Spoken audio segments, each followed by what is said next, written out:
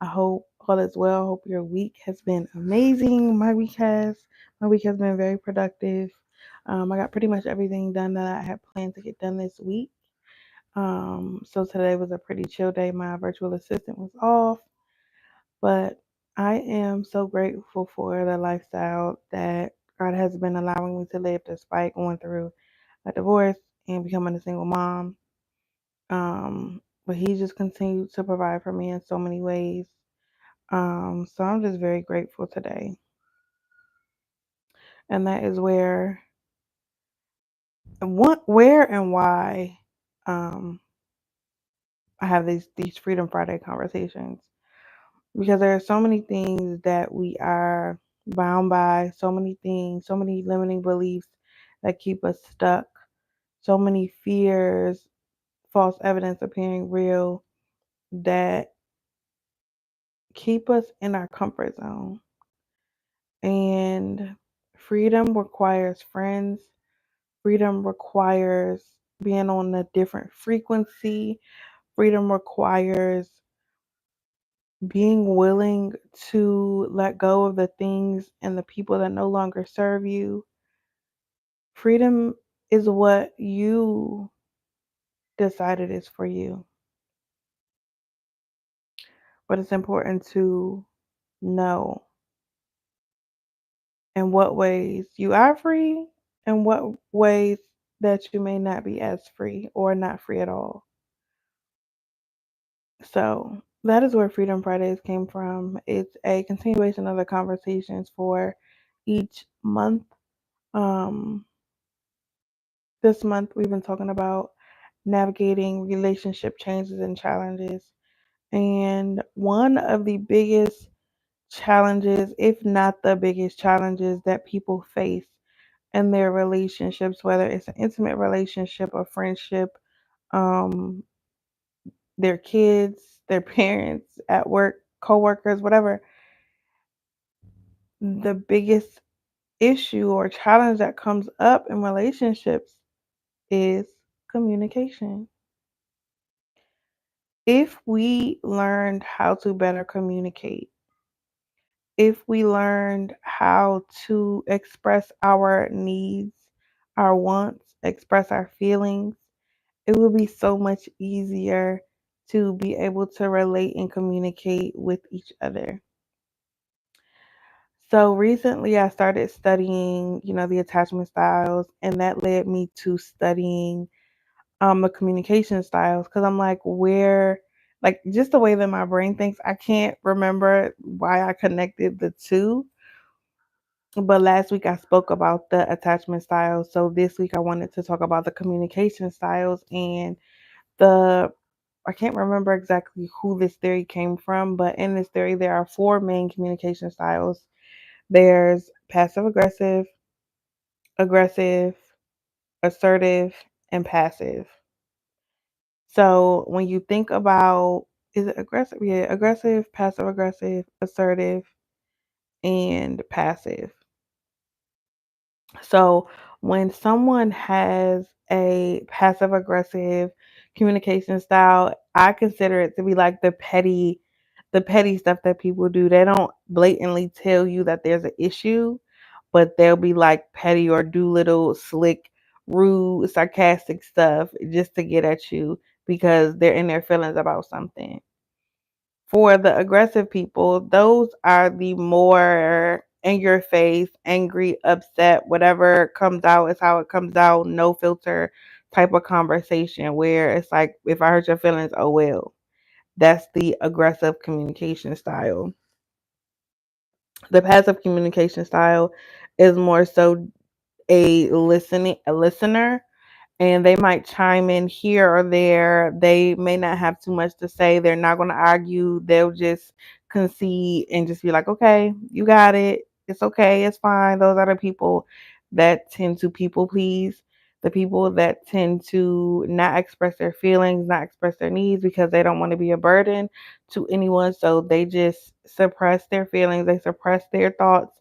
They suppress really themselves because they don't want to shake the table. They don't want to be a bother. They don't want to be a burden. They don't want to have an argument. So these are the passive communication styles.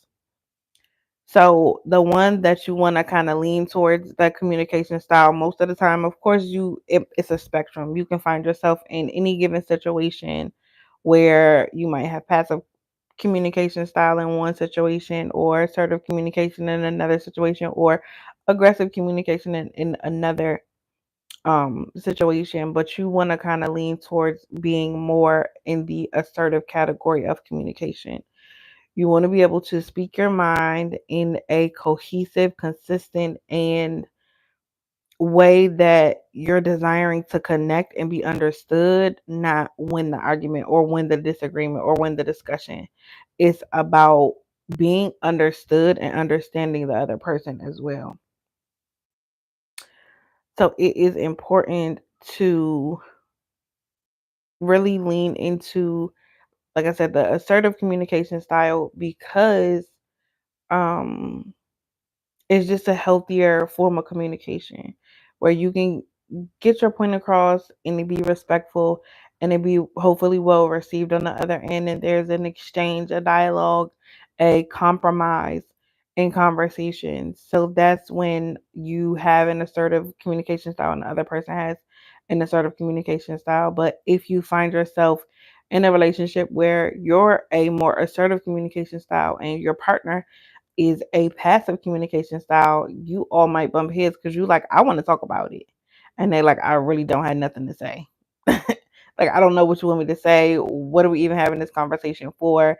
That type of thing where you might bump heads. So that's when you're like, oh, that's what it is. They might be a um dismissive avoidant with a passive communication style, and you're like, you every time you're running it's giving okay, it's giving track star, that type of thing. But being able to understand that and know that it gives you the opportunity to give the person grace, and it also gives you the opportunity to shift your perspective about their behavior or how they're showing up or not, especially in this dismissive avoidance case. It's all about anybody's response or reaction to something. Is all about self-preservation. They're trying to preserve themselves. They're trying to keep themselves safe. It's all about their when they get into that fight or flight parasympathetic mode, is that I'm just trying to survive type of response. And it's subconscious, is not something that they necessarily have control over unless they are doing the work to really analyze and process their behaviors and actions to see where they're coming from or why they do certain things. But when you're in that parasympathetic mode, your actions or habits are coming from your subconscious, where you are not in control. You're not in the driver's seat. Your subconscious is.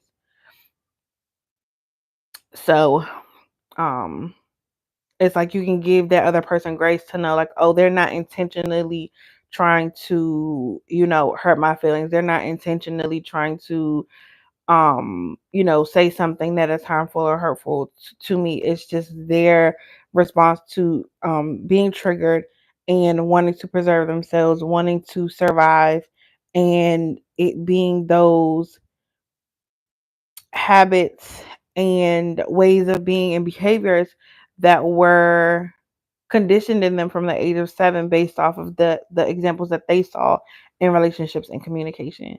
So the more that we understand that, the more that we see these things as, oh, this is just a subconscious behavior, I can make them aware of it. I can say, this bothers me when XYZ, to support them with becoming more aware of it. And if they change it, they change it. And if they don't, they don't. Am I willing to accept that? But communication is really all about understanding, mutual understanding, as well as doing more listening than you do talking, so that you can understand what the other person is saying, so that they can understand what you're saying or your point of view, where you're coming from. So communication requires presence. It requires you to put your ego to the side so that you're listening to understand and not just listening to respond. and listening to respond is more of a aggressive communication style. Um, am I complete? Yeah, I'm complete.